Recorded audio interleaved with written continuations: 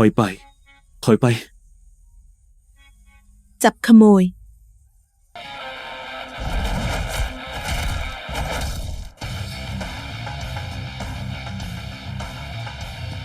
นางตัวแสบแกอยากตายใช่ไหมแม่แกไม่ได้สอนหรือไงว่าต้องสุภาพกับผู้หญิงจับขโมยจับขโมยกระเป๋าฉัน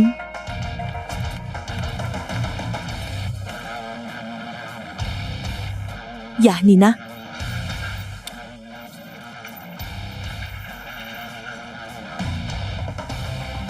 อย่านี่นะอย่านี้นะ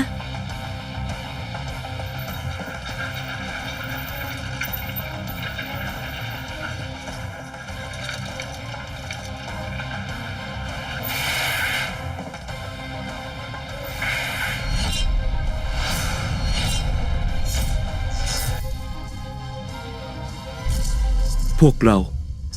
มานี่เลยยายนี่ฤทธิ์เธอเยอะนักข้าชอบผู้หญิงนิดเยอะซะด้วย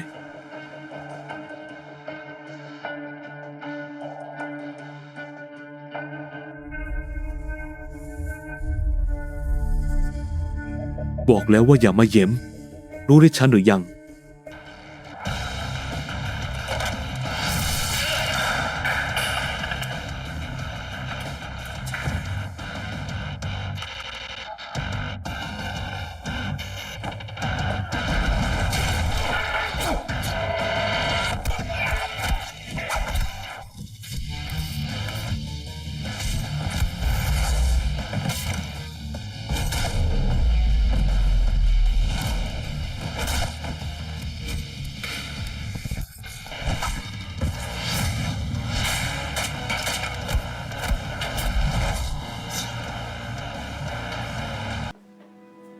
สหายเย่ชุนสินเมื่อเช้าฉันพูดไม่เหมาะสม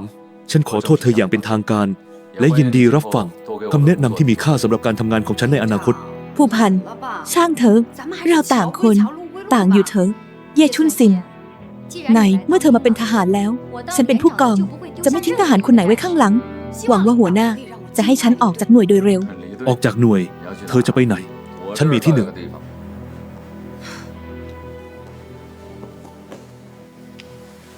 เกี่ยวกับการคัดเลือกประกาศรับสมัครหน่วยรบพิเศษหญิง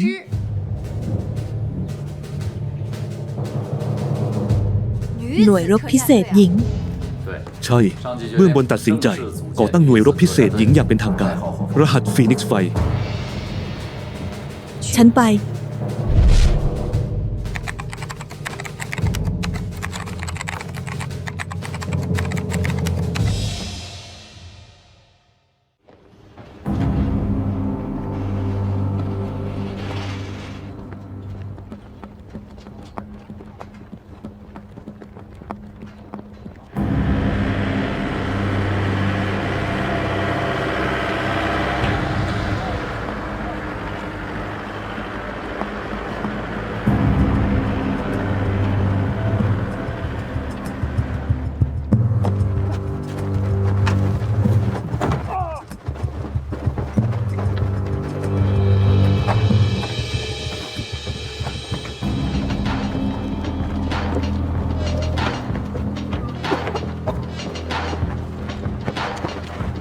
ปฐมพยาบาลด่วนได้เอารถเข็นผ่าตัดไปคุณได้ยินฉันไหมคุณได้ยินที่ฉันพูดไหมรักษาตาไว้ไม่ได้แล้วผ่าตัดเดี๋ยวนี้หมูระปักเฝ้าระวังภายนอกทุกอย่างรับทราบไม่คุณเข้าไปไม่ได้ฉันได้รับอนุญาตจากหัวหน้าคุณแล้วสามารถเข้าพื้นที่สู้รบได้ทุกที่ไม่ที่นี่คือโรงพยาบาลฉันเป็นคนตัดสินใจตกลงไหม ผ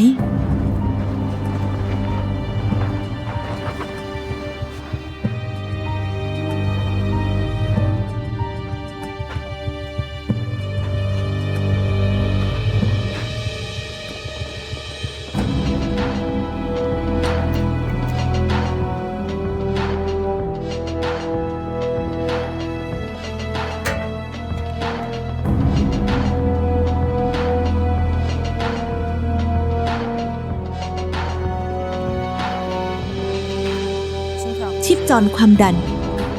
ฆ่าเชื้อที่ผิวนั้นเสร็จแล้ว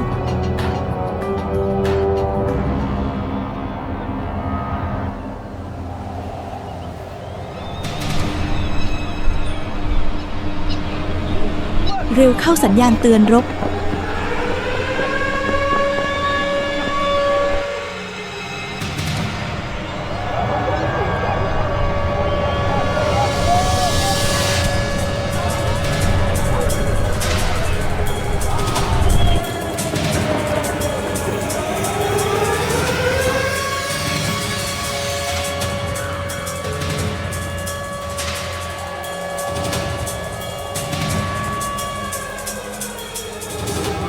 ซับเหงื่อขีมห้ามเลือด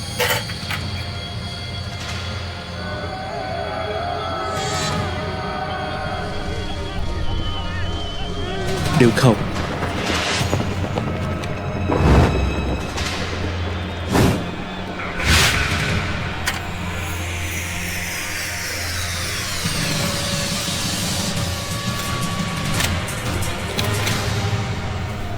เขาปลอดภัยแล้ว เย็บแผนให้เขา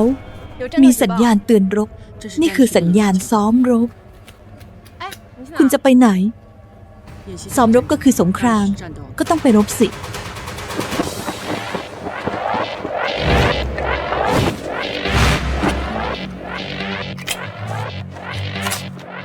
หมอ คุณจะไปไหน ตอนนี้ผ่าตัดเสร็จแล้ว ตอนนี้ฉันคือทหาร ตามแผนที่วางไว้ เตรียมพร้อมรบ จำไว้ ห้ามยิงก่อนเด็ดขา รั ด บทราบหัวหน้าพวกเขายิงใส่เราแล้ว ใช้สิทธิ์ป้องกันตัวแบบจำส่วน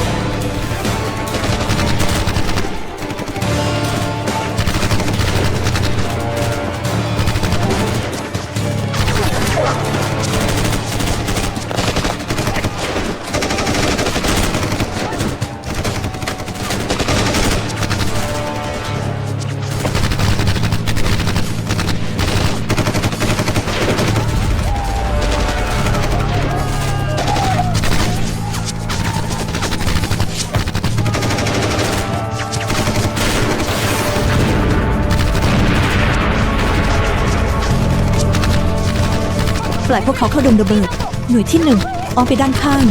ครับ เร็วเข้า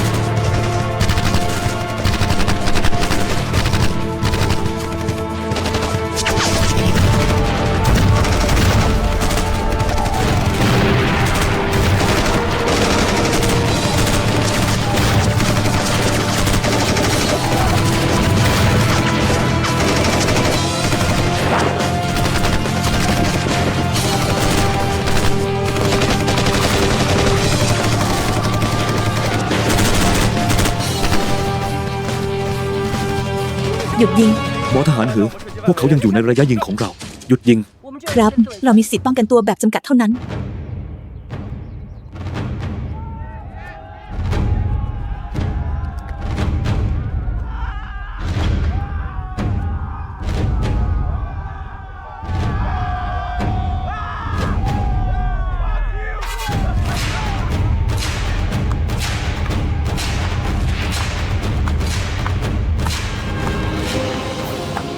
ดีมาก ทำได้ดีมาก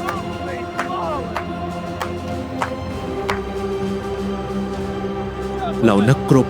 ฉันขอประกาศการประเมินทีมแพทย์รักษา สันติภาพของจีน ตอนนี้จบลงแล้ว ดีมาก คะแนนเต็ม ไร้ที่ติ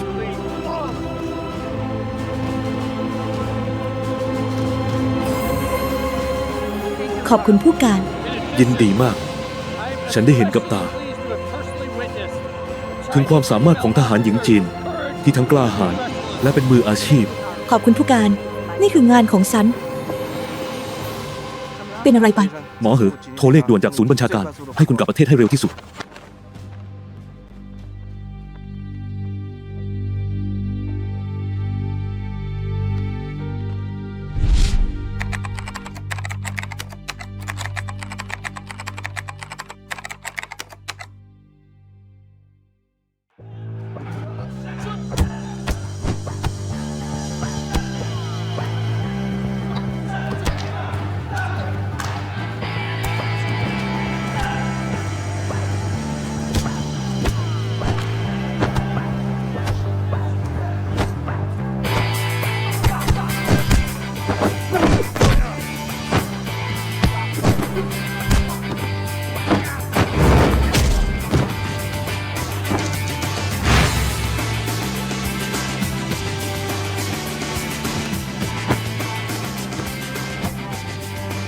เซินหลานนี่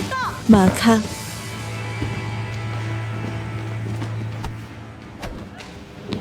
ผู้กอง กลับไปเก็บของ ผู้กองเกิดอะไรขึ้น ความปรารถนาของคุณเป็นจริงแล้ว คุณดูประกาศนี้เองเถอะ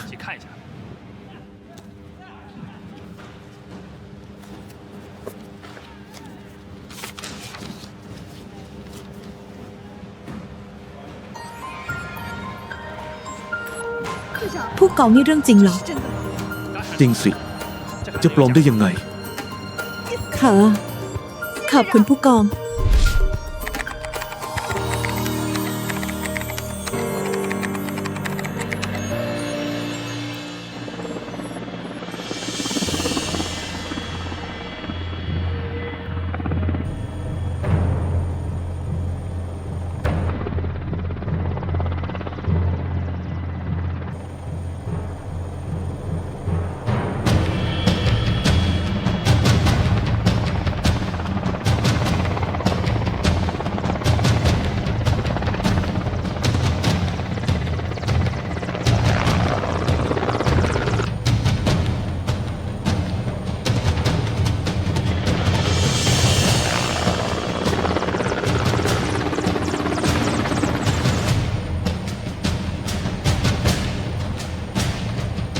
ถึงน่านฟ้าจุดโดดร่มที่กำหนดแล้ว ความสูง 800 เมตร ความเร็วลม 8 เมตรต่อวินาที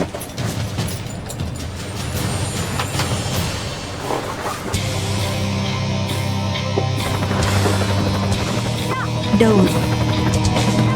โดด โดด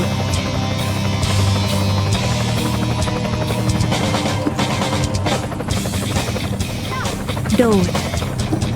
โดด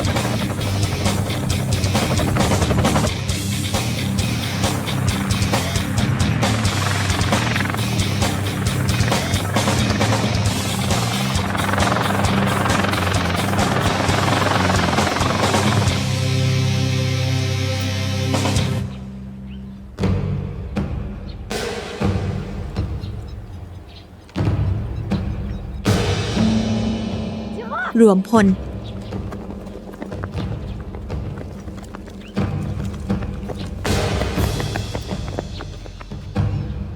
เวลา ลงจอดของทั้งหมู่ 3 นาที 10 วินาที ไม่ผ่านเกณฑ์ ฝึกบนพื้นเพิ่ม 50 รอบ หัวหน้าหมู่ วันนี้ความเร็วลม 8 เมตร น่าจะถือว่าผ่านเกณฑ์นะ ผ่านหรือไม่ผ่าน ฉันเป็นคนตัดสิน ตรง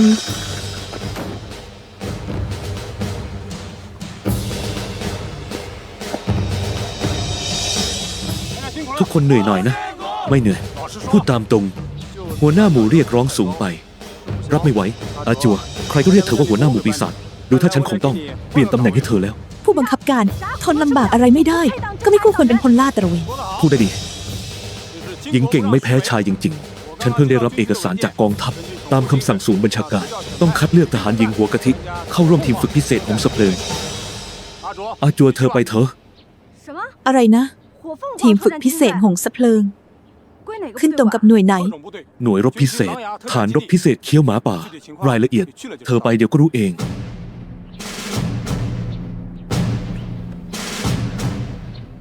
ขอบคุณผู้บังคับการที่ไว้ใจ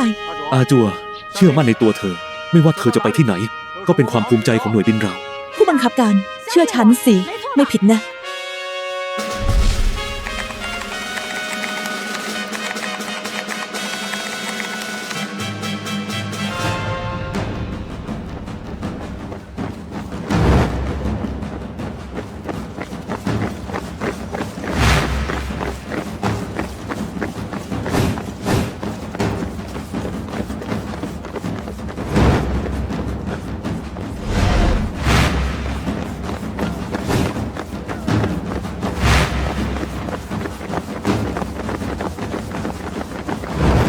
หยงแดงหยงชมพูหยงชมพูหยงดอกหงส์ชมพูวาดบนกำแพงวาดหงส์ชมพูหงส์ชมพูหงส์เสืองหงส์สือเหลือง เถียนกัว ฉันว่าเธอชักจะพูดเก่งขึ้นทุกวันนะ ขอบคุณหัวหน้าหมู่ที่ชม ฉันถามว่าเธอหั่นอะไรเนี่ยทำไมหั่นมันฝรั่งเส้น เป็นมันบดไปได้ คือว่าเอาอย่างนี้ไหมหัวหน้าหมู่ฉันทำมันฝรั่งผัดมะเขือเทศให้ละกัน งั้นฉันแถมมะเขือเทศผัดมันฝรั่งให้ด้วย รีบไปแบกกระสอบผักไป ได้ ทำอะไรป้นเหรอวางมีดลงเร็ว ไปแล้ว ยายตัวป่วนเอ้ยครั้งนี้ทีมฝึกพิเศษฮงส์เพลิง ใช้ระบบคัดออกตลอดสาย คนที่ผ่านการประเมิน จะได้เข้าหน่วยรบพิเศษต่อไป ทหารหญิงหน่วยป้องกันสารเคมีของเรา ไม่เฝ้าโทรศัพท์ ก็ไปเยี่ยมคนไข้ เกรงว่าจะไม่มีคนกล้าสู้กล้าลุย 80% คงถูกคัดออก ฉันว่าสุ่มหาไปเล่นๆ2 คนก็พอ รายงานผู้กอง ฉันอยากไป ยายตัวป่วน ที่บอกว่าไปเล่นๆ มันไม่ใช่ไปเล่นๆจริงๆนะ ผู้กองกองร้อยเรามีใครเหมาะกว่าฉันอีกไหม นั่นก็จริง ทั้งกองร้อยเธอแรงเยอะสุด กล้าหาญสุด ผู้กองผู้ฝึกสอน สถานีตำรวจในเมืองโทรมา บอกว่าหมู่บ้านแห่งหนึ่งเจอรังต่อต่อยคนเจ็บไปหลายคน ขอให้เราไปช่วยด่วน แบบนี้ไม่ค่อยดีมั้ง งานของดับเพลิงนี่เรา ไม่ใช่ไปแย่งงานแล้ว พวกเขาจะว่าเอาไหม สารวัตรบอกว่าหน่วยดับเพลิงที่มีชุดป้องกัน ที่ใกล้สุด ก็ไกล10 กว่ากิโลต้องมาจากอำเภอกองทหารเราอยู่ใกล้ๆเลยอยากให้ช่วย คำสั่งผู้พัน เราต้องรีบไปเดี๋ยวนี้ อย่างนี้ก็หาคนถูกแล้วล่ะ เรื่องตีรังต่อเนี่ยไม่ใช่กู้ระเบิดแก๊สพิษซะหน่อย ผู้ชี้นะ ฉันว่าให้ทีมสำรองจัดการก็พอแล้ว พอแล้วพลวิทยุ มาครับ แจ้งหน่วยสื่อสารให้ออกปฏิบัติการ ครับ รายงานผู้กองเถียนพวกขอเข้าร่วมปฏิบัติการ เธอนี่นะ ชอบไปที่มีเรื่องตลอด อนุญาต ขอบคุณผู้กองที่ไว้ใจ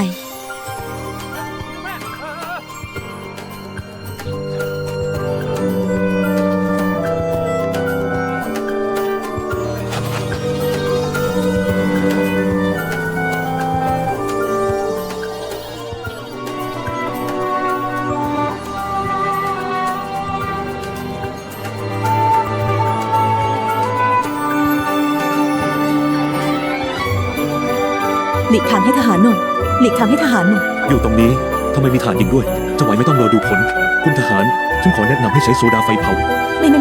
ใช้กดแรงๆจะดีกว่า ถ้าไม่ไหวจริงๆ ฉันว่าใช้น้ำเดือดราดก็ยังได้ ตัวต่อก็เป็นแมลงที่มีประโยชน์ มนุษย์ไม่ควรไปฆ่าพวกมัน โอหยางเชี่ยนเธอว่าไง ใช้ยาฆ่าแมลงรมควันให้ตัวต่อออกจากรังก่อน แล้วใช้ปูนซีเมนต์อุดรังก็พอ ง่ายขนาดนั้นเลย หัวหน้าสังลุยเอง ไปละไปดูฐานตีรังต่อกัน หนู อย่าไปเลย พี่ตัวต่อร้ายแรงมากนะ เบาหน่อย ก็บวมแดงและมีไข้หนักหน่อยก็ช็อกจนตาย คุณทหาร อย่ามาหลอกเด็กเลย เรื่องใหญ่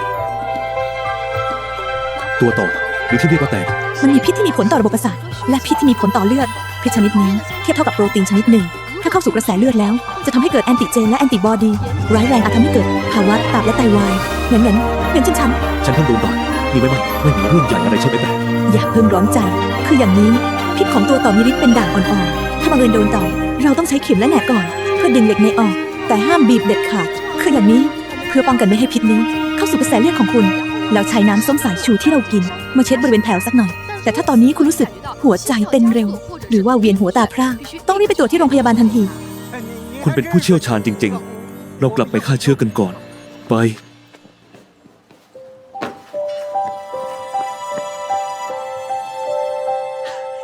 เพื่อนรังต่อถูกฉันจัดการเรียบร้อย เก่งนี่ทำงานได้คล่องแคล่วดีนะ แน่นอนอยู่แล้วเหล่าเทียนลงมือทั้งทีคนเดียวสู้ได้ถึง2ร้อนจะตายอยู่แล้ว ทหารหญิงคนนี้เก่งจริงๆ ตอนนี้ไม่ว่าจะบนฟ้าหรือใต้ดิน ที่ไหนไม่มีทหารหญิงบ้าง นั่นสิ ตามฉันมา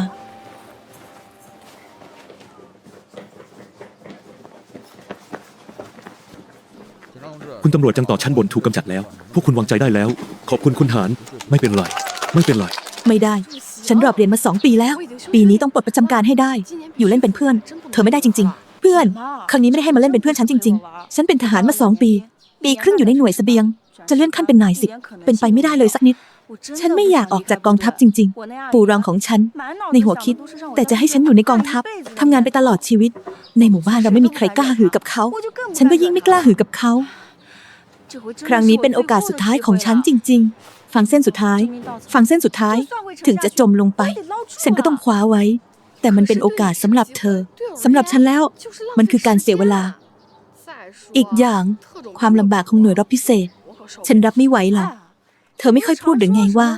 เสียลูกแพรตะวันออกได้ใบหมอนนะ ทำไมครั้งนี้ถึง นั่นเรียกว่า เสียยามเช้าได้ยามเย็น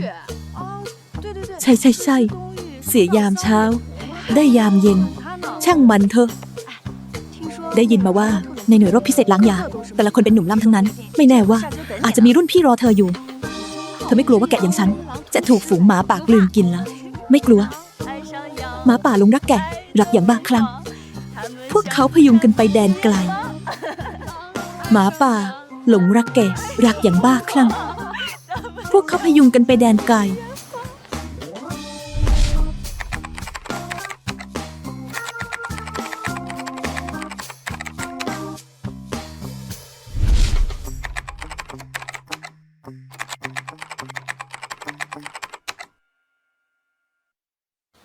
การรับสมัครผู้ฝึกในครั้งนี้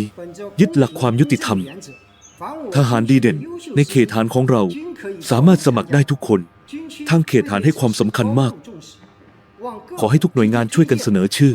ทหารชั้นยอดในสังกัดเข้าร่วมคำสั่งนี้มีผลภายใน1 สัปดาห์ เพื่อให้แต่ละหน่วยคัดเลือก ทหารรุ่นใหม่ที่ยอดเยี่ยม เป็นเวลาเตรียมตัวคำสั่งจากเบื้องบน หน่วยที่มีทหารหญิงต้องประกาศเรื่องนี้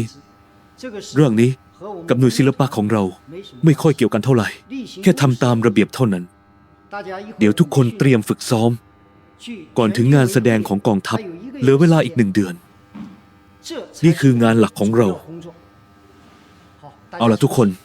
ยืนขึ้น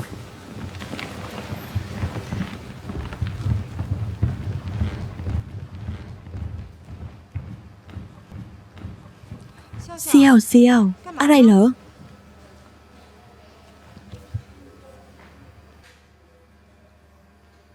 เธอเอาจริงดิ ฉันจะบอกให้นะ เธออย่าคิดฟุ้งซ่านนะ เกมก็คือเกม ชีวิตจริงก็คือชีวิตจริง เธอชอบเล่นเกมสงคราม นั่นก็เรื่องหนึ่ง แต่หน่วยรบพิเศษหญิงมันอีกเรื่องหนึ่งนะ เธอรับไม่ไหวหรอก เธอพูดถูก เอาหลังงั้นก็เลิกคิดได้แล้ว รีบไปซ้อมเธอ แต่ฉันก็ยังอยากลองดูอยู่ดี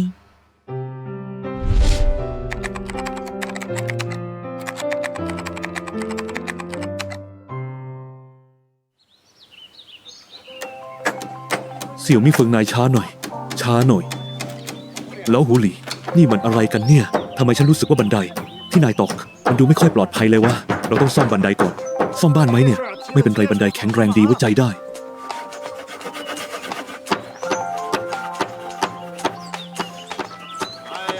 ไม่ได้สร้างเสาเข็มถาวรซะหน่อยแค่นี้ก็พอแล้ว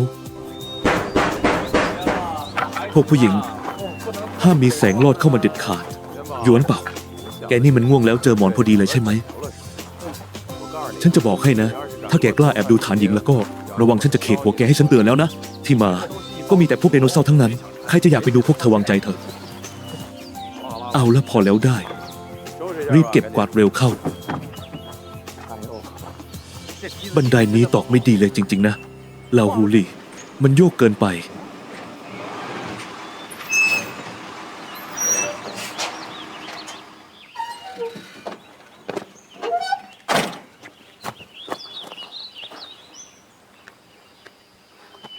เลยเสริญฉันรับคำสั่งจากกองบัญชาการฐานมาอัปเดตอุปกรณ์อิเล็กทรอนิกเรายังต้องอัปเดตอีกเหรอ นี่คือระบบติดตามตัวบุคคลไปตัวรุ่นล่าสุดเลยนะ เบื้องบนยังสั่งให้พวกนายส่งมา1 คนไปฝึกที่หน่วยสงครามอิเล็กทรอนิกส์กับฉัน อุปกรณ์ของเราคงไม่ต้องอัปเดตแล้วมั้ง ก็แค่จะให้เราเพิ่มการป้องกันไม่ใช่เหรอ เอาเถอะนายทิ้งอุปกรณ์ไว้ที่นี่แหละ แล้วก็ไปซะ เรื่องนี้พวกเราไม่ต้องไปฝึกหรอกไอ้นี่นะแพงมากเลยนะช่างมันเถอะ ของที่พวกเราใช้ไม่เป็น คนอื่นก็ใช้ไม่เป็นเหมือนกันแหละขนของลงทำงานได้แล้ว มาแล้ว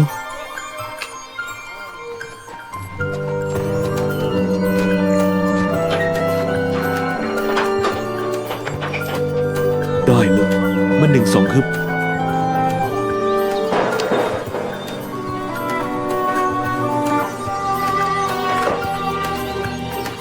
มาสิ เข้ามาเลย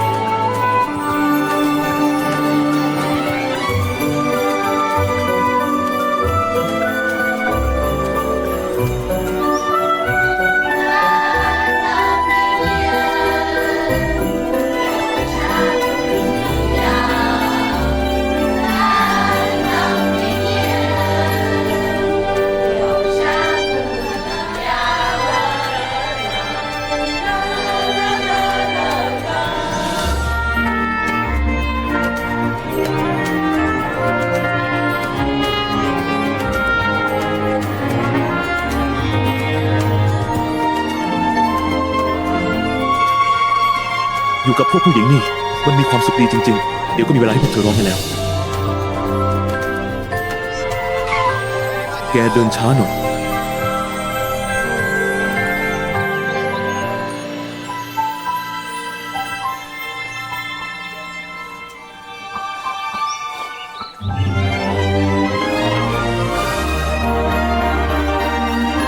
เลยเสริมนายไม่คิดจะพูดอะไรหน่อยหรอมีอะไรให้พูดอีกล่ะ ครั้งนี้มันไม่เหมือนเดิมนะ นายไม่เคยฝึกเด็กใหม่หรือไง มันจะต่างกันตรงไหน ฝึกทหารหญิงนะ เวลาอยู่บนสนามรบ นายยังต้องแยกชายหญิงอีกเหรอ นายก็ยิงร่วงหมดเหมือนกันไม่ใช่ไง มันก็จริงนะเลยเซินแต่พวกผู้หญิงเนี่ย รับมือยากจริงๆนะ ฉันกำลังคิดอยู่ว่า ถ้าไปทำให้แม่ทูลหัวพวกนี้ปริแตกขึ้นมา พวกเธอจะไม่เผาค่ายทมๆของเราทิ้งเลยเหรอ ใช่ ใช่ ฉันเห็นด้วย แม่ทูลหัวพวกนี้เนี่ยอย่าไปแย้มเฉียว ใช่เลยห้ามไปแย้มเด็ดขาด ห้ามไปแย้มตอนฉันเข้าโรงพยาบาลคราวก่อน เล่นเอาฉันเหนื่อยแทบตายนะ อย่าไปยุ่งเลยดีกว่า เสี่ยวมี่เฟิง นายนั่นแหละที่ยังไม่ได้ ถ้านายกล้าก็ลองดูสิ นายไปลองเลย ถ้าพูดกันตามตรงแล้วนะ ฉันก็ไม่กล้าแย้มเหมือนกัน มุกเก่าๆเนี่ย แต่ใครใช้ให้นายเป็นเสี่ยวมี่เฟิงล่ะ พึ่งน้อย2 ตัว บินเข้าไปในดงดอกไม้ บินสิ เลิกเล่นได้แล้ว เลิกเล่นได้แล้ว ตอนนี้เป็นเวลาฝึกนะ ทหารหญิงใกล้จะมาถึงแล้ว อย่าทำตัวไม่น่าเคารพแบบนี้สิ เล่ยเซิน ฉันกำลังคิดว่า ทหารหญิงพวกนี้มาถึง ถ้าเกิดว่ามีใคร ร้องให้โวยวาย จะผูกคอตาย จะทำยังไง เอาอย่างนี้ พวกเธอจะมาถึงในอีกไม่กี่นาที ฉันขอพูดอะไรสักหน่อย ทุกคนไม่เคยฝึกทหารหญิง ฉันก็ไม่เคยฝึกเหมือนกัน ใช่ไหม แต่ว่าตอนนี้เรื่องนี้คือภารกิจเดียวของเรา ถึงจะเป็นเผือกร้อน ก็ต้องกลืนมันลงไป ในเมื่อเบื้องบน สั่งมาแล้วว่า ให้เราตั้งหน่วยรบพิเศษหญิง ก็คงเป็นความตั้งใจของผู้ใหญ่ ใช่ไหม ฉันนะคัดค้านไปแล้ว แต่ผลสุดท้ายคืออะไร คัดค้านไม่เป็นผล เรื่องนี้ก่อนที่ทหารหญิงจะมาถึง ฉันขอเน้นย้ำมาตรฐานอีกครั้ง ในสนามรบ จะไม่เป็นเพราะว่าเธอเป็นทหารชายหรือทหารหญิง แล้วกระสุนจะช้าลง1 วินาทีหรือเบี่ยงไป1 นิ้วในทางกลับกัน ในสนามรบ เพราะข้อจำกัดทางกายภาพของผู้หญิง อัตราการสูญเสียกลับจะยิ่งกว่าผู้ชาย สูงกว่ามาก ใช่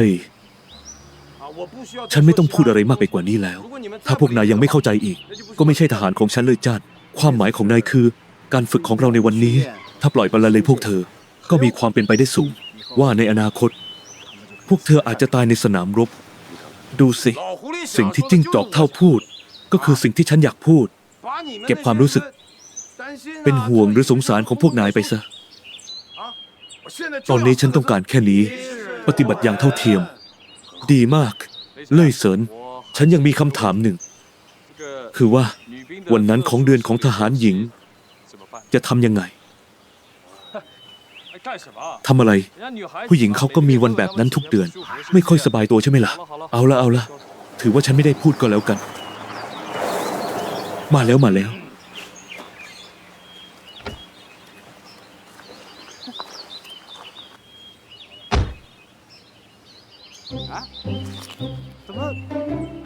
ทำไมมีแค่คนเดียว ยศไม่ธรรมดาด้วย น่าสนใจดีนะ คนเดียว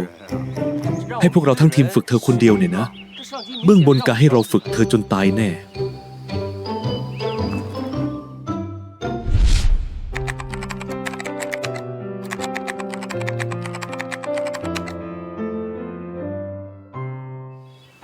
สวัสดี ขอถามหน่อย ใครคือสหายเลยจาน พันตรี คุณมาคนเดียวเหรอ ใช่ พวกคุณยังรอใครอีก คุณแน่ใจนะ ว่ามาคนเดียว ทำไมล่ะ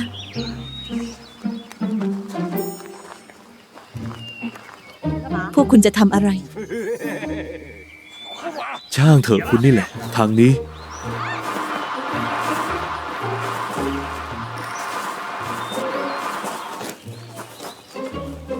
พวกคุณจะทำอะไร ยินดีต้อนรับ ฉันมาแล้ว อย่าเข้ามานะ ทำตามขั้นตอนหน่อย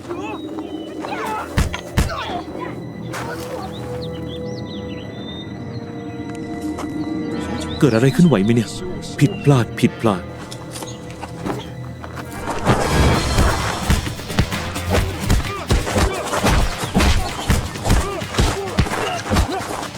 ผู้หญิงคนนี้น่าสนใจดี มีฝีมือไม่เบา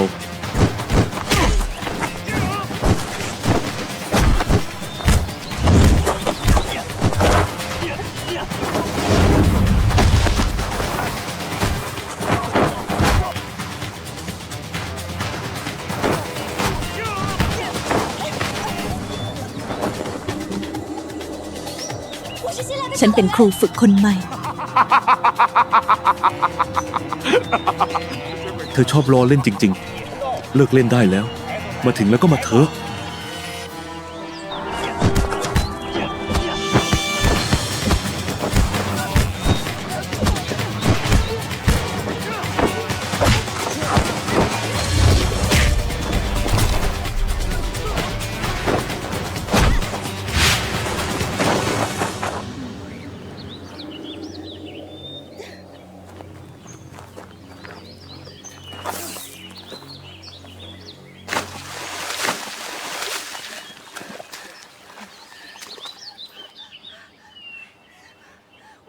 ฉันจะไปร้องเรียนพวกคุณที่กองบัญชาการ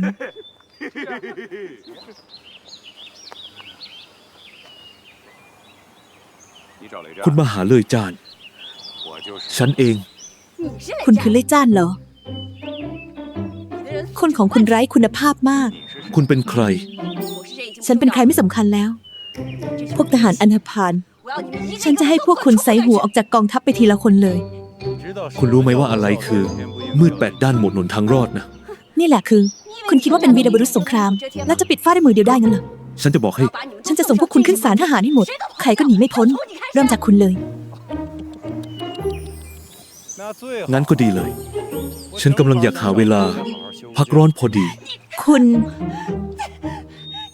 พวกอันธพาลพวกทหารขยะ ฉันมาผิดที่จริง มาผิดที่คุณก็ไปได้นะ ที่นี่ไม่รับใช้คุณหนูหรอกนะ ๆ ใครเป็นคุณหนู ฉันจะบอกคุณให้ ฉันเป็นครูฝึกคนใหม่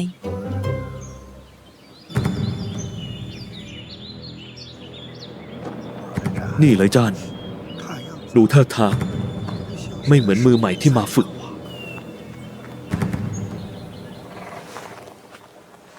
แจ้งยศของคุณมา ชื่อ และสังกัด ทำไมฉันต้องบอกคุณ ก่อนที่ฉันจะขึ้นศาลทหาร ฉันยังเป็นเจ้านายคุณอยู่ ฐานเสี่ยวหลิน พันตรีฐานบก ครูฝึกหน่วยฟีนิกซ์เพิง ทำไมฉันไม่รู้ว่ามีครูฝึกด้วย ไปเช็คที่กองบัญชาการได้ ถ้าทางจะจริง ก่อนหน้านี้คุณอยู่สังกัดไหน หน่วยสงครามจิตวิทยาเขตฐาน มีคำสั่งย้ายไหม คำสั่งย้ายอยู่ในเป้ ไปหยิบเอาเอง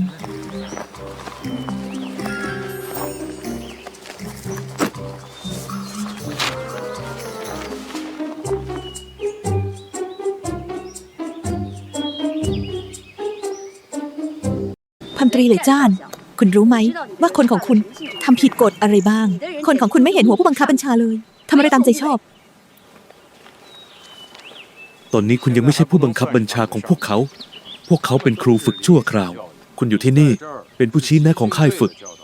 ดังนั้นคุณจึงนับว่าเป็นผู้บังคับบัญชาไม่ได้ คุณพูดไร้สาระ คุณรีบส่งรถมาเลย ฉันจะไปกองบัญชาการฐานทัพ คุณรู้ไหมทำไมฉันถึงเป็นหัวหน้าพวกเขา นั่นเพราะพวกเขายอมรับฉัน รู้ไหมทำไมถึงยอมรับฉัน นั่นเพราะฉันเสียงเป็นเสียงตาย ดึงพวกเขากลับมาจากความตายทีละคน พวกเราร่วมเป็นร่วมตายกันมา พวกเขาถึงยอมรับฉัน ถ้าคุณอยากอยู่ที่นี่ และให้พวกเขายอมรับคุณ แต่ก่อนอื่น อย่างน้อยคุณต้องเจอกับบททดสอบแบบนี้ก่อน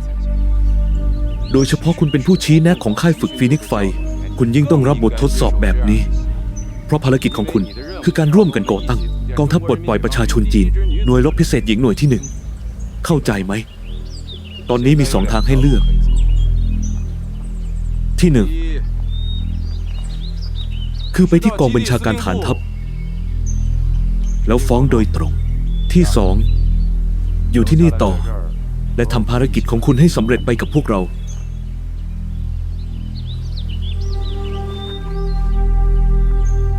ดูเหมือนเราจะตกลงกันได้แล้วจิ้งจอกเท่ามาครับ พาผู้ชี้แนะไปอาบน้ำที่ห้องน้ำหน่อย จะได้มาร่วมต้อนรับ เด็กใหม่เข้าค่ายกับพวกเรา ครับ เหลยจ้าน ฉันไม่ปล่อยคุณไว้แน่ ฉันรอรับมือเสมอ ผู้ชี้แนะเชิญครับ ลงมาดึงฉันหน่อย ช้าหน่อย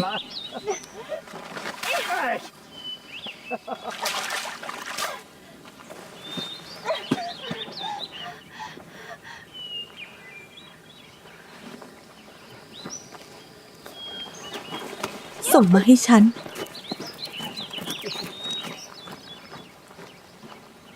เธอคือผู้ชี้แนะของพวกเราจริงๆหรอ พวกเราเจองานเข้าแล้ว ดูเหมือนเบื้องบนยังไม่ไว้ใจพวกเรา ไม่งั้นจะส่งผู้ชี้แนะหญิงมาทำไม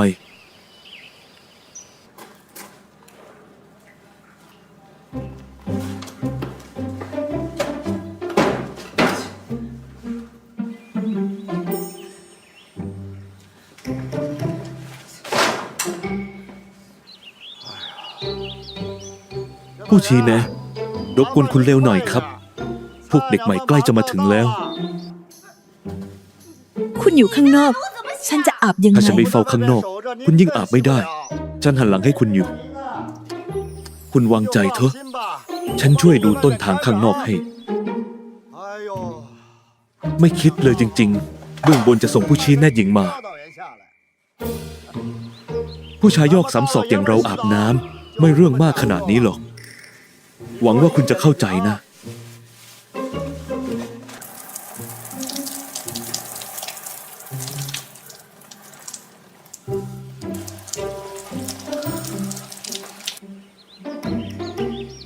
ผู้ชี้แนะรบกวนคุณเร็วหน่อย พวกเด็กใหม่ใกล้จะมาถึงแล้ว จะเร่งทำไม ผู้ชี้แนะหญิง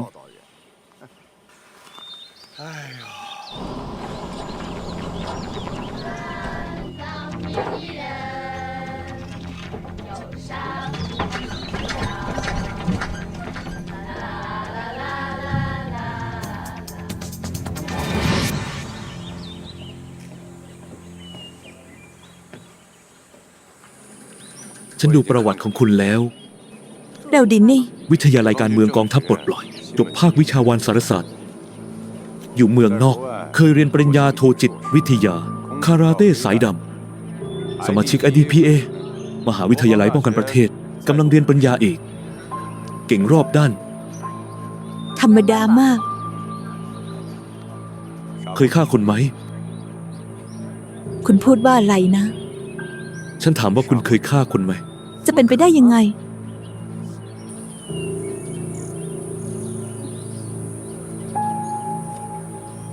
คุณหลอกฉันเหรอ เปล่า ฉันแค่ต้องการให้คุณรู้ไว้ อยู่ที่นี่ ต้องทำตามกฎของฉัน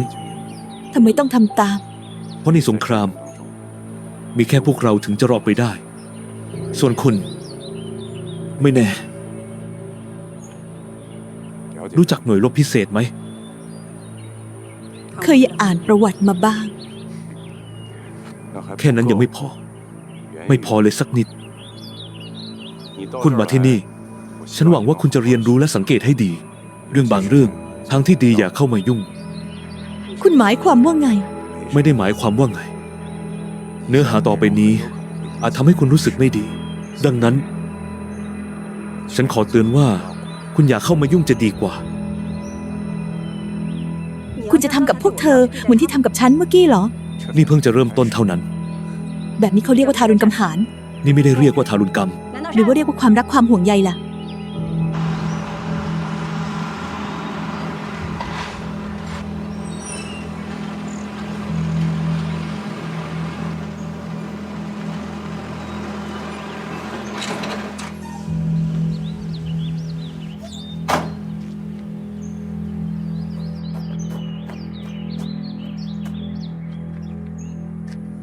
รายงานผู้กองเลย สมาชิกทีมฝึกฟีนิกซ์ไฟ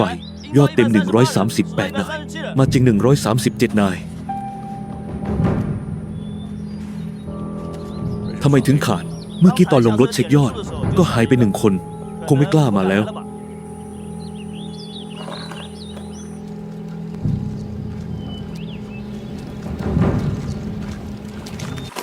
จิ้งจอกเท่าทราบ ให้พวกเธอลงรถได้ครับ ได้ครับ ลงรถ ลงรถ รีบลงรถเร็วเข้า เร็วเร็วเร็วเร็วหน่อย เร็ว ลงมา วางสัมภาระให้เป็นระเบียบ เร็ว ตามมา ตามมา ตามมา เร็วหน่อย เร็วหน่อย ห้ามถอดถุงมือใส่หมวกเอาไว้ปลดเข็มขัดออกให้หมด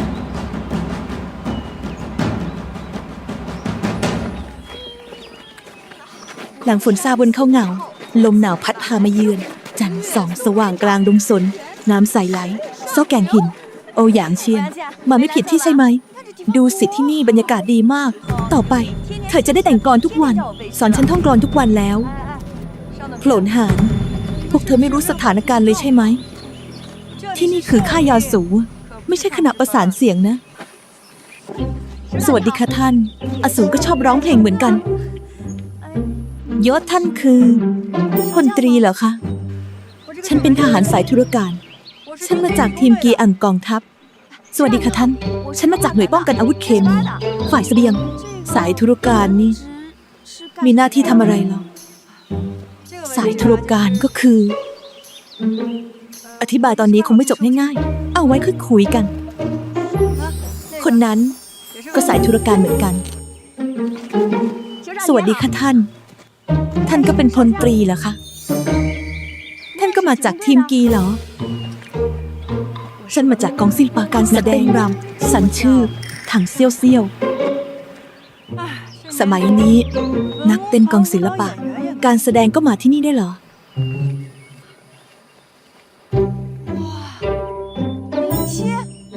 โจสลัดคลิปเดียน เท่มาก เท่สุดๆโคตรเท่เลย นี่พวกเธอข้างผู้ชายเหรอ ก็เท่ดีนะ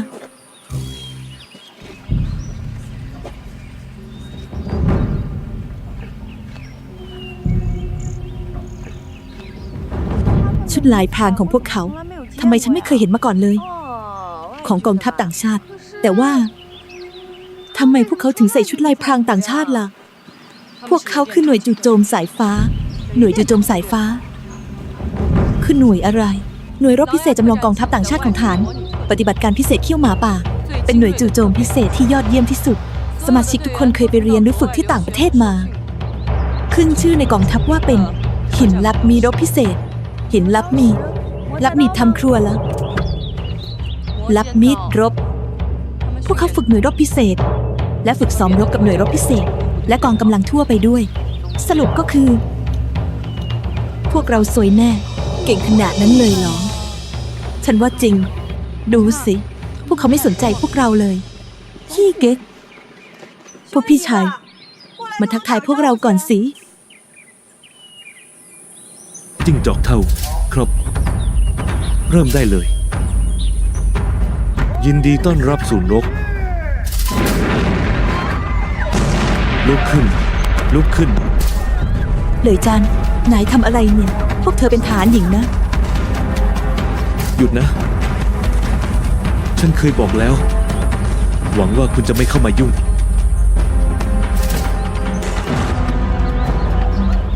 รีบเดินเร็ว ใช่ตรงนี้แหละ ลงน้ำ เร็ว ลงไปให้หมดรีบลงไป เร็วหน่อย ลงไป เธอรีบหน่อย เร็วเข้า ลงไป ดีมาก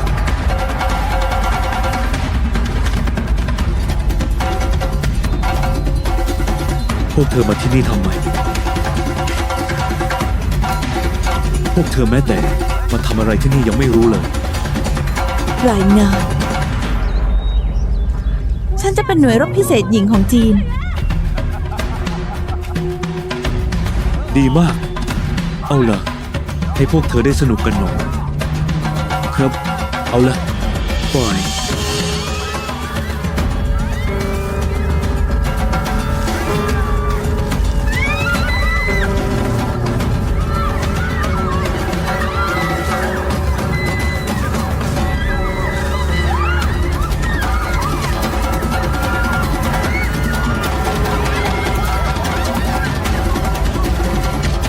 ปล่อยฉันไปนะ ปล่อยฉันไปนะแก ผู้บังคับบัญชา ความสามารถในการปรับตัวของคุณไม่ดีเลยจริง ๆ เรื่องนี้ฉันปรับตัวไม่ได้จริง ปรับตัวไม่ได้ คุณก็ต้องไป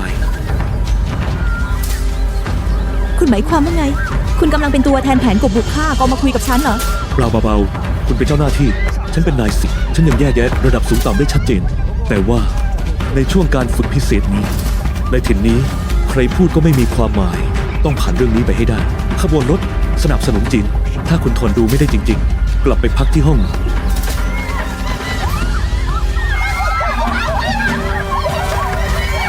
ตะโกนทำไม อาบน้ำแล้วไม่เย็นสบายหรอ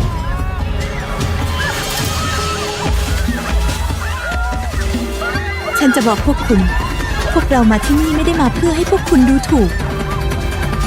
ฉันจะไปกองบัญชาการฐานทัพไปฟ้องพวกคุณ รถรออยู่ตรงนั้นแล้ว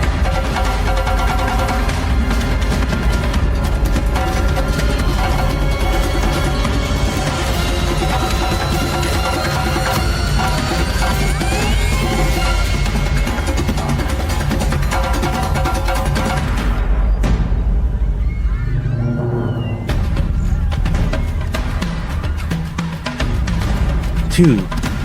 โยส หน่วย รายงาน แย่ชุนซินผลหารกองร้อยสูสารเขตหาร เธอคิดจะใช้ของสิ่งนี้รอบยิงฉันเหรอ ใช่เพราะคุณเป็นผู้บัญชาการสูงสุดที่นี่ แล้วเธอเคยคิดไหมว่า หลังจากรอบยิงฉันแล้ว จะหนีเอาชีวิตรอดยังไง ฉันไม่เคยคิด ตอนแรกฉันคิดว่าเกมนี้ยังน่าสนใจอยู่บ้าง แต่ดูตอนนี้แล้ว เธอกับพวกนี้ก็ไม่ต่างกันเลย ก็เป็นพวกโง่เหมือนกัน เอาล่ะ ตอนนี้ไก่อ่อน138 ตัวมาครบแล้ว โยนเธอลงไป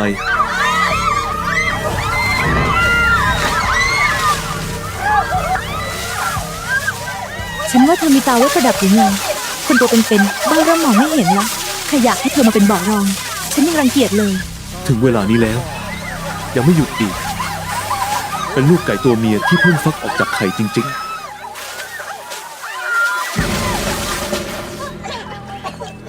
ในชีวิตการเป็นทหารของฉัน ฉันไม่เคยเห็นฉากแบบวันนี้มาก่อน ทุลักทุเลมาก ไม่ได้เรื่องเลย ฉันขอใช้คำพูดสั้นๆ อธิบาย น่าเวทนาจริงๆ สิ่งที่ฉันเห็นไม่ใช่ทหารที่ได้มาตรฐานเลย แต่เป็นพวกขี้ขลาด คนอ่อนแอ ถ้าพวกคุณไปสนามรบ ฉันเชื่อว่าไม่เกิน3 วินาที พวกคุณก็จะตายที่นั่น รู้ไหมว่าทำไม นั่นเป็นเพราะพวกคุณไม่รู้เลยว่า ที่นั่นมันสถานการณ์แบบไหน พวกคุณไม่เข้าใจเลยว่า ตัวเองจะต้องเผชิญกับอะไร ในร่างกายของผู้หญิง20%ล้วนเป็นไขมัน ผลกระทบโดยตรงก็คือการเคลื่อนไหว และการตอบสนองของพวกคุณมันเชื่องช้าขนาดนี้ ฉันไม่เข้าใจจริงๆ ทำไมเบื้องบนถึงต้องตั้งหน่วยรบพิเศษหญิงอะไรนี่ด้วย พวกคุณอย่าหวังว่าจะได้อยู่ต่อแม้แต่คนเดียวรีบถอนตัวไปซะ ฉันได้บอกความจริงกับพวกคุณหมดแล้ว ยิ่งพวกคุณทนอยู่นานเท่าไหร่ ก็จะยิ่งทรมานมากขึ้นเท่านั้น ก็จะยิ่งเจ็บปวดมากขึ้นเท่านั้น จนถึงท้ายที่สุด พวกคุณก็อย่าหวังว่าจะได้อยู่ต่อ รายงาน พูดมา คุณดูถูกผู้หญิง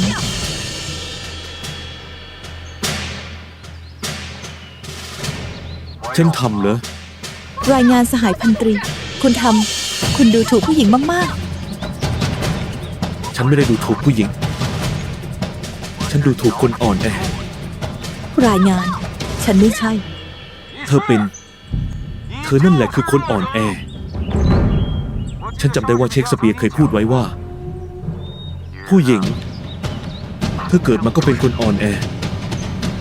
ดูเสียว่าที่นี่คือที่ไหน นี่คือหน่วยรบพิเศษ ที่เต็มไปด้วยการเค้นฆ่า และค่ายผู้กล้าที่เต็มไปด้วยความกล้าหาญที่นี่ไม่เหมาะกับพวกคุณเลย เรียกได้ว่าพวกคุณหลงทางมาอย่างสิ้นเชิง พวกคุณยังล้ำเส้นสุดท้ายของฉันอีก คนที่ทนอยู่ที่นี่ได้ล้วนคิดว่าตัวเองเป็นคนเหล็ก และพวกคุณล่ะ พวกคุณเป็นตัวอะไร พวกคุณกำลังดูถูกความภาคภูมิใจของพวกเรา ดังนั้นฉันจึงพูดได้อย่างมั่นใจว่า ถ้าพวกคุณอยากอยู่ที่นี่ต่อพวกคุณตายแน่ ถ้าฉลาดก็รีบถอนตัวไปซะ ยังรออะไรอีก มีคนฉลาดไหม รายงาน ฉันขอถอนตัว ไม่เลว ยังมีคนฉลาดอยู่ ดี ขึ้นมา มีรถส่งพวกคุณกลับหน่วยเดิม ยังมีอีกไหม ดูให้ดีๆ ยังมีคนฉลาดอยู่นะ รายงาน ฉันขอถอนตัว ดี ขึ้นมา ฉันก็ขอถอนตัว ยังมีอีกไหม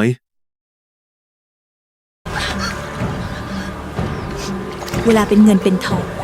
นี่มันทำให้ฉันเสียเวลาชีวิต สิ้นเปลืองวัยหนุ่มสาวของฉัน แกทนหน่อยนะ ถือว่าทำเพื่อฉัน กลัวเจือ ทนไม่ไหวก็ไป ไม่มีใครบังคับให้มา ใครบอกฉันทนไม่ไหว ฉันทนไหวอยู่แล้ว ฉันแค่กลัวน้ำนั่นทำผิวฉันเสีย เวลานี้ยังห่วงสวยอีก คิดว่าตัวเองเป็นสาวบอลเหรอ พูดให้น้อยลงหน่อย คิดว่าจะผ่านไปได้ยังไงดีกว่า ก็ไม่มีอะไรแปลกใหม่ ตอนฝึกทหารฉันเคยลงบ่อโคลนมาแล้ว แล้วกลับ ฉันโตในเข้ามาตั้งแต่เด็ก ดินโคลนถล่มที่เหลียงซานร้ายแรงกว่านี้เยอะ คุยอะไรกันสนุกเชียว รายงาน ไม่มีอะไร มาคุยกับฉันหน่อย รายงาน ฉันหมายถึง พวกเราเคยลงบ่อโคลนมาแล้ว ไม่มีอะไรแปลกใหม่ มีคนเก่งอยู่นี่เอง มา เอาคนเก่งสองคนนี้ ไปขังในคุกน้ำ พวกเธอสองคนขึ้นมา เร็วเข้า ปล่อยฉัน เดินไป มานี่ โดดลงไป เห็นนี่ไหม ลงไป ฉันบอกให้ลงไป ลงไป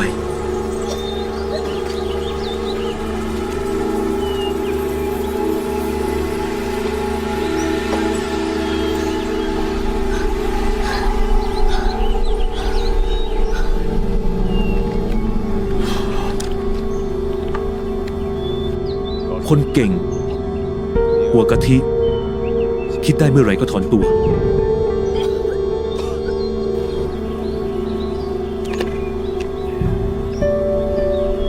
ดูเหมือนพวกเธอสองคนยังไม่ฉลาดพอ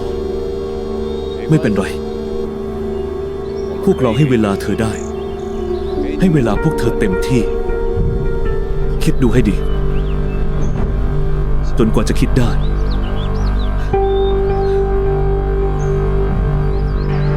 จิ้งจอกเท่ามาครับเฝ้าพวกเธออยู่ที่นี่ดีๆ อากาศร้อนเกินไป ฉันต้องไปอาบน้ำหน่อยแล้ว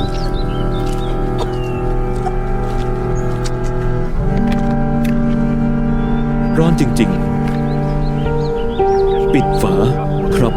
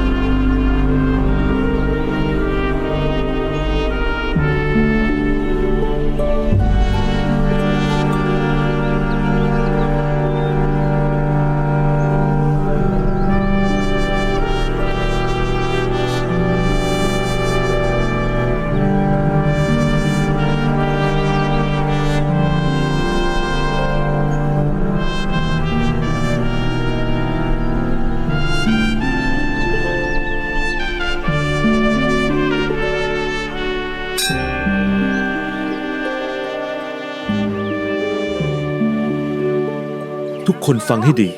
เตรียมวิดพื้น รายงาน พูดมา จะให้พวกเราวิดพื้นตรงนี้เหรอ ไร้สาระ ไม่ใช่ตรงนี้ หรือจะในฟิตเนสกับห้องโยคะล่ะต่อไปนี้ ขอให้พวกเธอจำไว้ ที่นี่ไม่มียศฐาน มีคนแค่ประเภทเดียว ครูฝึก ต่อไปพวกเธอเรียกฉันว่าจิ้งจอกเท่าได้ นี่คือรหัสของฉัน รายงาน พูดมา แล้วพวกเราล่ะ พวกเราคือใคร กลุ่มไก่อ่อนที่สมองไม่ค่อยดี ขอถามหน่อย คุณเกิดมาก็เป็นจิ้งจอกเท่าเลยเหรอ ไร้สาระ ต่อไปนี้ก่อนจะพูด ต้องตะโกนรายงาน รับทราบ ฉันจะบอกพวกเธอ ถ้ายังพูดมาก คัดออกทันที ตอนนี้ทุกคนฟังให้ดี วิดพื้น1 ชั่วโมง ไม่นับจำนวนครั้ง เริ่ม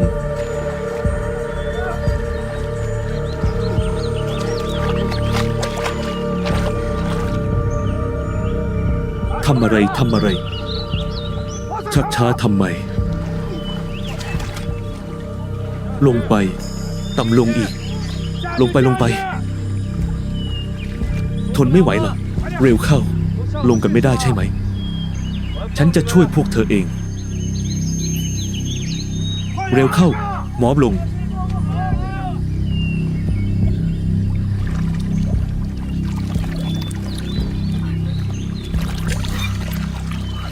เธอ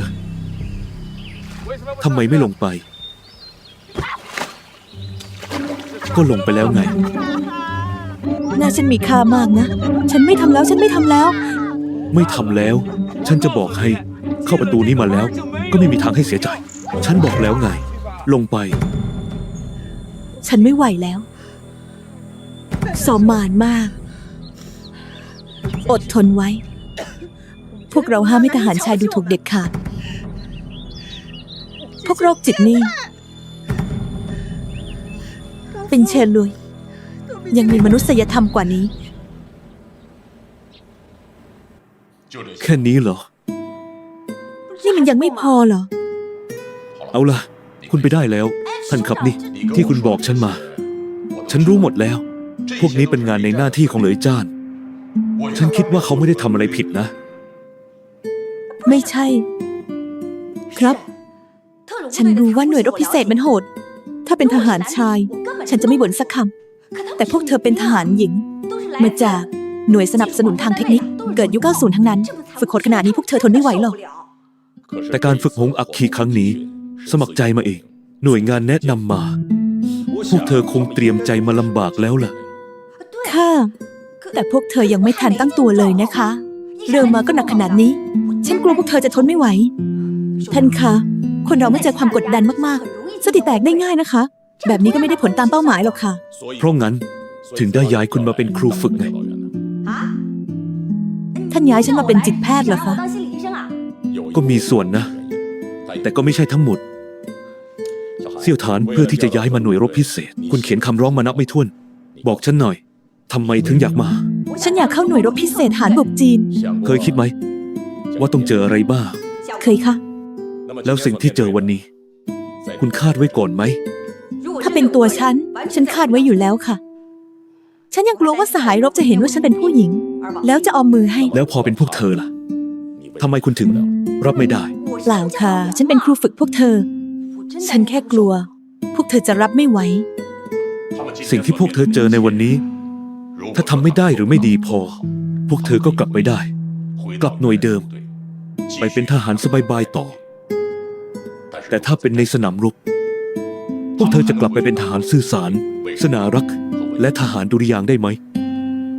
พวกเธออาจจะกลายเป็นศพถูกหามออกมา ถ้าถูกจับ สถานการณ์จะแย่กว่านี้ คุณเป็นผู้หญิง คุณรู้ดีว่า ทหารหญิงถูกจับจะมีจุดจบยังไง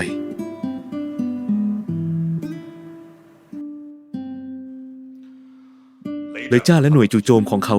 มีประสบการณ์รบโชคโชน เป็นหน่วยรบที่ดีที่สุดของฉัน ฉันดึงพวกเขาจากแนวหน้ามาฝึก คุณคงเข้าใจเจตนาฉันนะ เข้าใจค่ะท่าน แต่มันโหดไปไหมคะ พวกเธอยังเป็นแค่ผู้หญิง แต่พวกเธอก็เป็นทหารในเมื่อเลือกทางนี้ ก็ไม่มีความปราณีใดๆ คุณยังไม่รู้จักเลยจ้านดี ก็มีแผนในใจ แผนในใจ ใช่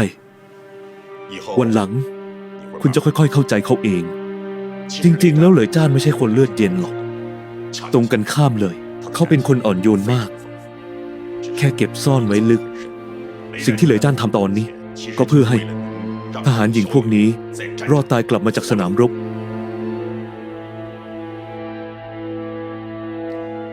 มีปัญหาอะไรอีกไหม ไม่มีค่ะท่าน กลับไปเถอะ ไปเปิดใจคุยกับเหลยจ้านดี ฉันเปิดใจกับเขาเนี่ยนะ ๆ ใช่สิ เขาเป็นกัปตันก็เป็นครูฝึก หัวหน้าสองคนจับเขาคุยกัน มันเป็นเรื่องปกตินี่ เปล่า ฉันไม่ได้หมายความว่างั้น แค่ เขาไม่อยากคุยกับฉันเลยต่างหากทำหน้าบูดทั้งวันอย่างกับฉันติดหนี้เขา800 นั่นเพราะเขายังไม่รู้จักคุณ ที่สำคัญคือ ในฐานะครูฝึกหน่วยรบพิเศษ คุณยังไม่ได้รับความเคารพจากเขาและพวกทหารเก่า ความเคารพนี้ไม่ได้มาจากยศ หรือตำแหน่ง แต่มาจากใจ นี่แหละ คือจุดเด่นของหน่วยรบภาคสนาม เข้าใจค่ะท่าน ฉันเคยฝึกที่หน่วยรบภาคสนามมาก่อน งั้นก็ดี ไปเถอะ ฉันเชื่อว่าต่อไป พวกคุณจะร่วมมือกันได้ดี การตั้งหน่วยใหม่ ต้องเลือกหัวหน้าให้ดีก่อน ฉันเชื่อใจพวกคุณสองคน ฉันมองคนไม่ผิด ค่ะท่าน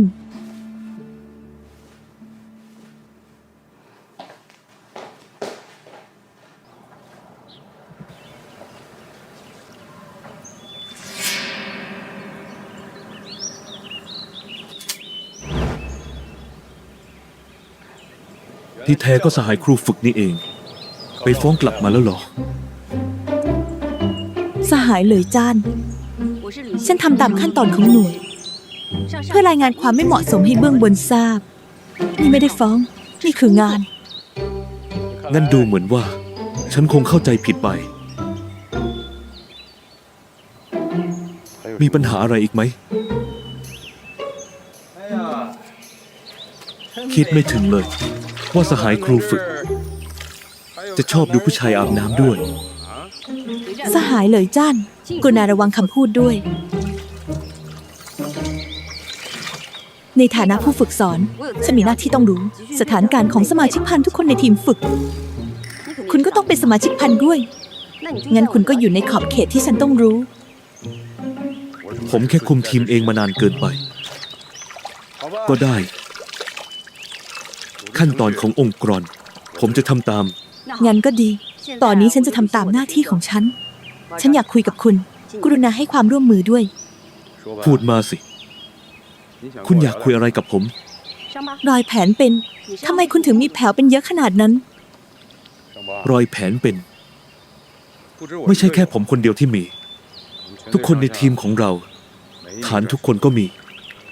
นี่คือราคาที่เราจ่ายเพื่อทำภารกิจ และแน่นอนว่าเป็นเกียรติยศสูงสุดของทหาร มีอะไรอยากรู้อีกไหม งานเล่าเรื่องแผนเป็นพวกนี้ ให้ฉันฟังหน่อย งั้นคุณต้องได้รับอนุญาตก่อน อนุญาตอะไร อนุญาตให้ฟังเรื่องราว ในฐานะผู้ฝึกสอนของทีมฝึก ฉันต้องได้รับอนุญาต ถึงจะรู้ว่าคู่หูของฉันมีเรื่องราวอะไรบ้างงั้นเหรอ บางเรื่องราว ก็ต้องได้รับอนุญาตจริงๆ คุณรู้จักกฎการรักษาความลับไหม คุณฉันคุ้นเคยดีงั้นภรรยาคุณต้องรู้เรื่องพวกนี้แน่ นี่ก็ถือเป็นกฎการรักษาความลับ ฉันพูดผิดไป ขนาดนั้นเลยเหรอ พูดถึงภรรยาแล้วอ่อนไหวขนาดนี้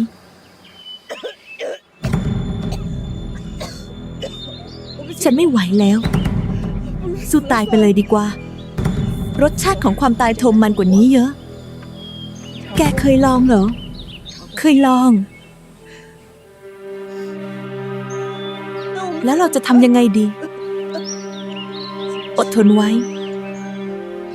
อดทนไว้ คือชัยชนะ ฉันอดทนไม่ไหวแล้ว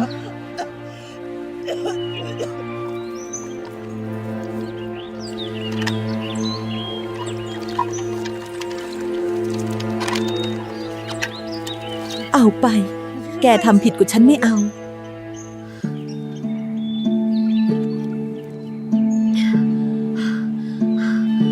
รักษาชีวิตไว้สำคัญกว่า แกจะดื่มไหม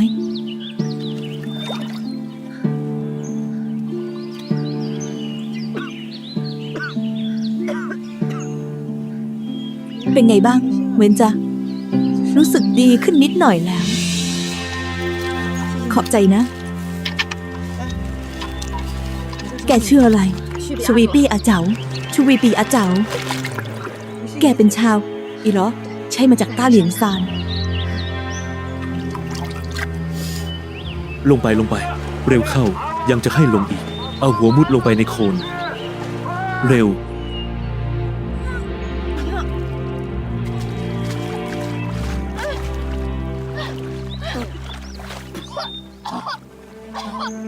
ลุกขึ้น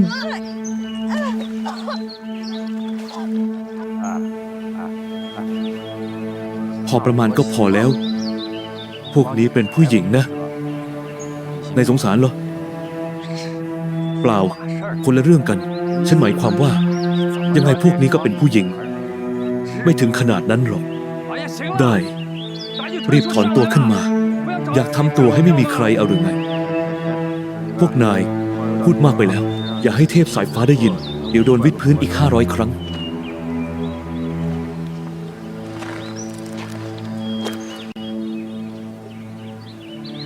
นานแค่ไหนแล้ว 1 ชั่วโมง 3 นาที ตอนนี้เหลืออีกกี่คน ถอนตัวไปแล้ว ถอนตัวไป10 คน ให้พวกเธอขึ้นมาล้างตัว ครับ วิดพื้นเสร็จแล้ว รีบขึ้นมา ไปที่ห้องน้ำตรงนู้น ล้างตัวให้สะอาด เปลี่ยนเป็นชุดฝึกซ้อมลายพราง เร็วเข้า ลุกขึ้น พวกคุณมีเวลาแค่5 นาที รีบขึ้นมา ถ้าทำไม่เสร็จ ถอนตัวอัตโนมัติ ไม่มีโอกาสแก้ตัว เขาพูดจริงนะ ทุกคนเร็วเข้า แค่5 นาที เร็วเข้า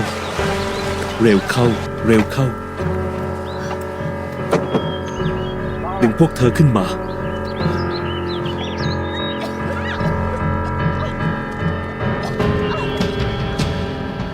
ถอนตัว ก็ไม่ต้องทนมันแบบนี้แล้ว พวกคุณตัดใจซะเถอะ พวกเรามาที่นี่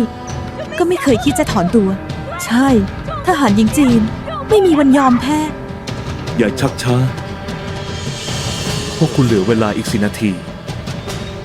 ถ้าชักช้าอีกก็ใส่หัวไป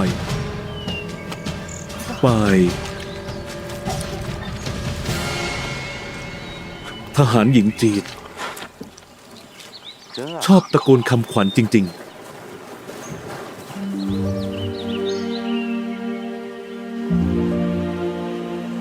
นี่ผู้ฝึกสอน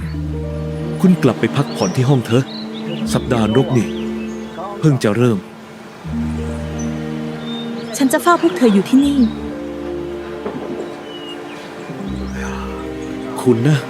จะทนดูไม่ได้เอานะ พวกคุณก็ผ่านแบบนี้มาเหรอ ชินตั้งนานแล้ว ต้องกลับมาฝึกใหม่ทุกปี ดูเหมือนว่า ผู้ฝึกสอนของหงส์ไฟอย่างฉัน ก็เป็นแค่มือใหม่เหมือนกัน ไม่ คุณเป็นหัวหน้า คุมภาพรวมก็พอแล้ว คุมภาพรวมเหรอ พวกคุณดูถูกฉันชัด เปล่า จะเป็นไปได้ไงผู้ฝึกสอน ๆ คุณไปทำธุระของคุณเถอะ ฉันจะไปดูหน่อย รับทราบ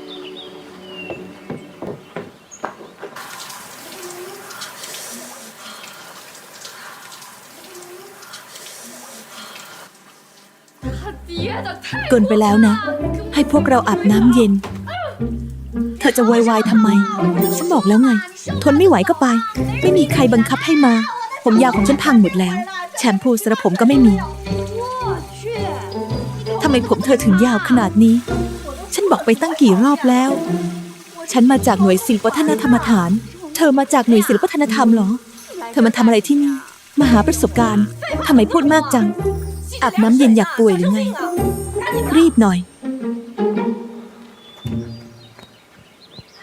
เกิดอะไรขึ้น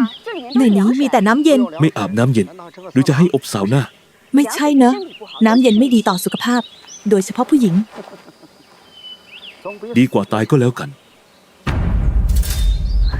นี่คือตันกาของพวกคุณเหรอ เป็นตันกะของหน่วย รบพิเศษ ทนลำบากไม่ได้ ก็รีบออกไป ไม่งั้นคนที่จะตายไม่ได้มีแค่ตัวเอง ไม่ผ่านการหล่อหลอมจะเป็นเหล็กกล้าชั้นดีได้ สมาชิกหน่วยรบพิเศษทุกคนต้องผ่านการหล่อหลอมที่ยากลำบากถึงจะเป็นเหล็กกล้าชั้นดีได้ ผู้ฝึกสอนหนทางของพวกเธอยังอีกยาวไกล คิดอะไรอยู่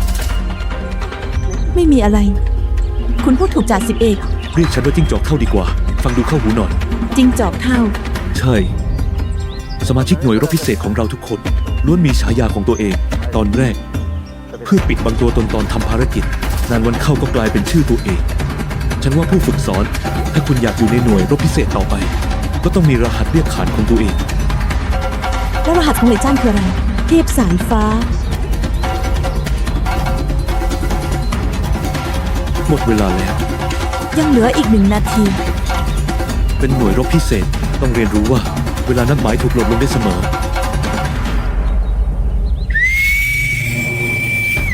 ยื่นมือซ้ายออกมา ยื่นมือซ้ายออกมาเร็วเข้า ยื่นมือซ้ายออกมา ทำอะไรเห็นเราเป็นนักโทษเหรอน่าเกลียดจัง ฉันขอเปลี่ยนอันได้ไหม กำไรนี่พิเศษดีนะ พิเศษยังไง มันคืออะไรกันแน่ รู้ไหมว่านี่คืออะไร นี่คือจดหมายแนะนำตัวของพวกเธอ เป็นหัวหน้าหน่วยของพวกเธอ เขียนจดหมายแนะนำตัวนี้ด้วยตัวเองในนี้ยังรวมถึงข้อมูลส่วนตัวของพวกเธออย่างละเอียด วันเกิดเวลาเข้าเกณฑ์ทหารเมื่อไหร่ได้รับรางวัลอะไร เมื่อไหร่ได้รับการยกย่องจากเขตฐาน เมื่อไหร่ที่โรงเรียนชื่อดังแห่งไหนเคยเรียนมา แล้วก็ความสัมพันธ์กับคนอื่นเป็นไง และระหว่างสหายร่วมรบของพวกเธอ สามัคคีกันมากแค่ไหน ฉันเห็นได้อย่างชัดเจนจากตรงนี้ ทุกคนในหน่วยของตัวเอง ต้องเป็นคนที่ถูกปั้นมาอย่างดีแน่นอน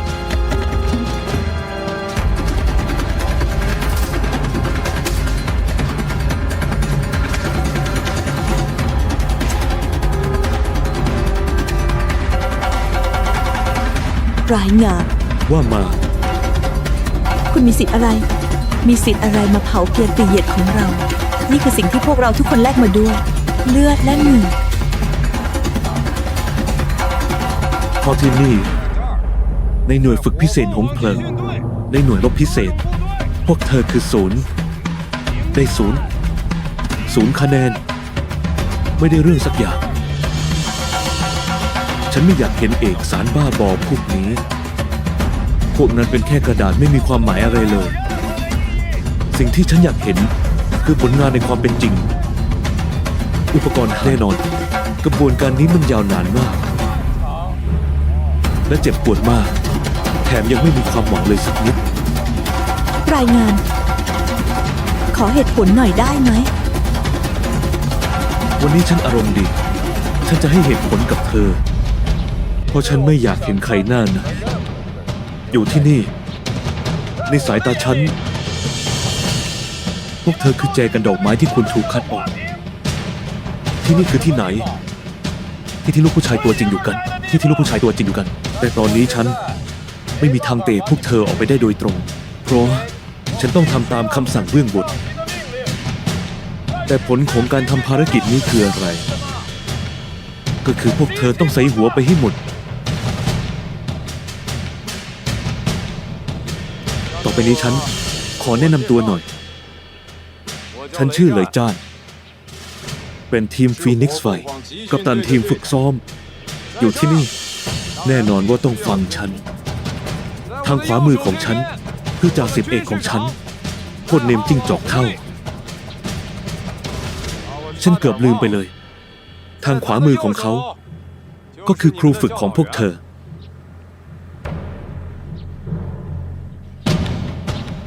สวัสดีทุกคน ฉันชื่อถันเสี่ยวหลิน ต่อไป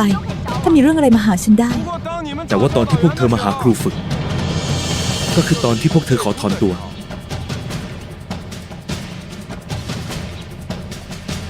หน่วยรบพิเศษยิ่งคิด ฉันยิ่งขำ ไม่มีพวกเธอคนไหนรอดไปได้หรอกทำไมไม่ทำตัวให้ฉลาดหน่อย ง่ายมาก แค่วางหมวกกันน็อกไว้ตรงนี้ ก็ถอนตัวได้แล้ว ทำไมต้องทนมานแบบนี้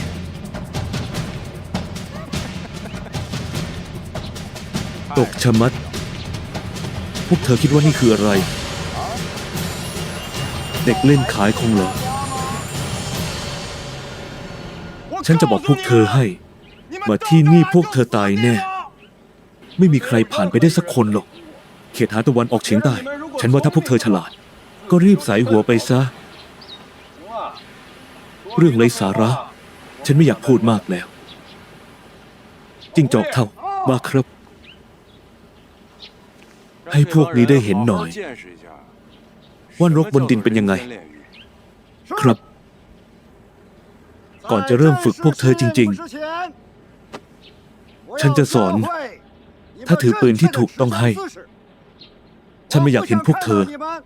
ถือปืนกันมั่วซั่ว ตอนนี้ทำตามที่ฉันสั่ง อันดับแรก เอาสายสะพายปืนคล้องไว้ที่คอ นิ้วมือขวาวางไว้นอกกรงไก่ มือซ้ายปล่อยลงตามธรรมชาติจำไว้ นิ้วมือขวาห้ามวางบนไกปืนเด็ดขาดไม่งั้นเอานิ้วเข้ากรงแค่3 ครั้งไล่ออกทันทีไม่ปราณีแน่ วิธีการปฏิบัติจริงและหลักการเคลื่อนไหวไว้ฉันจะบอกทีหลัง ตอนนี้ทุกคนลองทำดู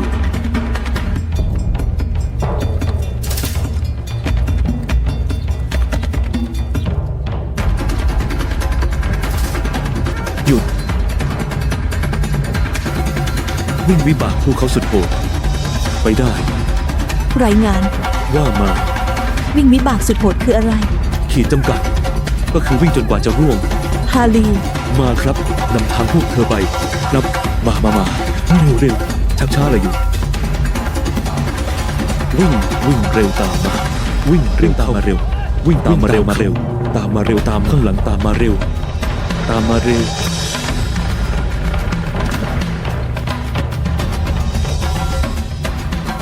ท วิ่งวิบากนี่มันไกลแค่ไหน ไม่มีกำหนดไว้ วิ่งจนถึงขีดจำกัดของคนสุดท้าย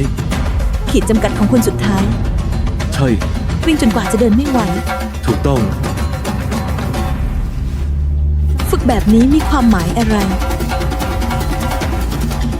ครูฝึก การรบไม่มีขีดจำกัด ศัตรูไม่สนหรอกว่าคุณถึงขีดจำกัด แล้วหยุดตามข้าฉันรู้การฝึกแบบนี้มันโซมาน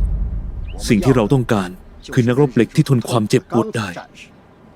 นี่คือบทเรียนแรกของการเป็นหน่วยรบพิเศษ พวกคุณไม่กลัวเกิดเรื่องเหรอ ครูฝึก คุณควรปรับตัวให้เข้ากับการฝึกแบบนี้